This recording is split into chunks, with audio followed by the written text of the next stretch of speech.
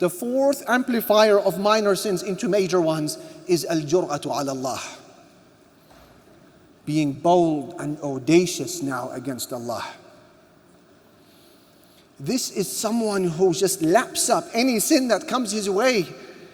And any trace of guilt that may have been in his heart or her heart before this is gone. It's a question now of challenging Allah Jalla Jalaluh. No need to consult a scholar.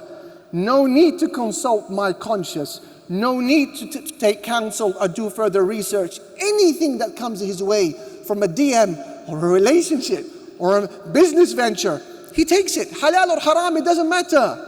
This person is displaying a brazen audacity against Allah. Jur'a ala Allah. And that behavior of the heart renders what is minor, major. As Allah said about the people of the garden in Surah Al-Qalam, they said to one another, أَنْ لَا يَدْخُلَنَّهَا الْيَوْمَ عَلَيْكُمْ miskin.